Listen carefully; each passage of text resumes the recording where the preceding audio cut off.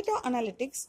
Today we are going to see the MongoDB, a new topic.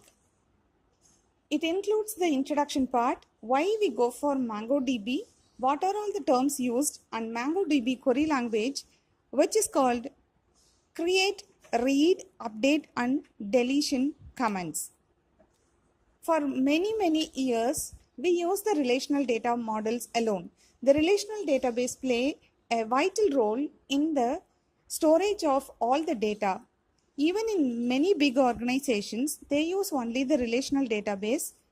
You can say it is the SQL query language. With the help of new database, it is introduced now not only SQL. What is it called? Not only SQL, it is no SQL database, which is termed as the new term called MongoDB. The features of this is auto sharing. We can have the replicas, means you can store number of copies, you can take number of copies, you can have it for a long while, and fast in place update. So a MongoDB is a cross platform which is called non-relational database, and it is also a open source, so it is utilized very freely and frequently, and it is distributed environment, so it is called no SQL. It is not only SQL. So it is document oriented database. So that why we go for this MongoDB?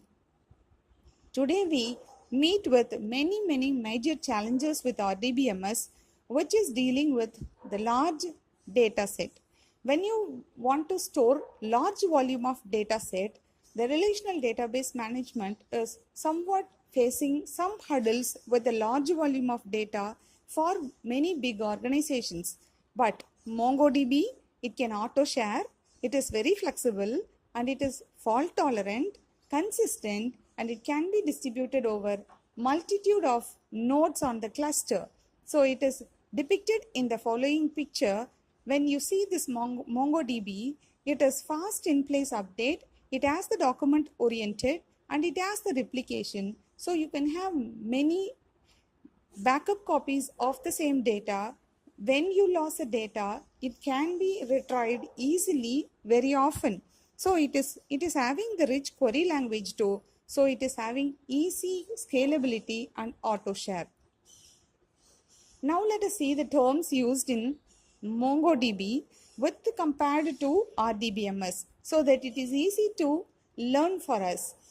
In RDBMS, we have the database. The same word is utilized in MongoDB also. But when you want to create a table, you can use the word table. But here in the MongoDB, it is the collection.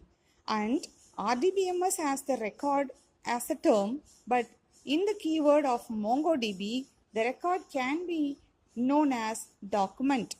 And please take note of this. Columns are in RDBMS, whereas it is named as fields in MongoDB. And the similar terms are index, and here also index, the primary key and the primary key. But here in RDBMS, when you go for join, it is joins. But in MongoDB, it is embedded documents. But we have the server and client.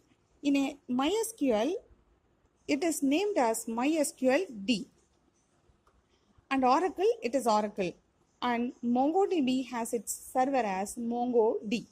The client are named as MySQL, SQL plus Mongo.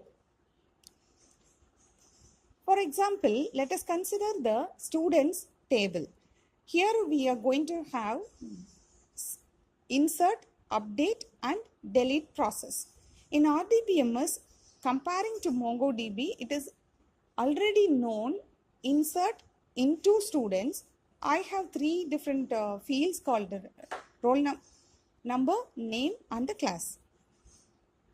In the roll number, the values are inserted as S101, the name of the student and his class.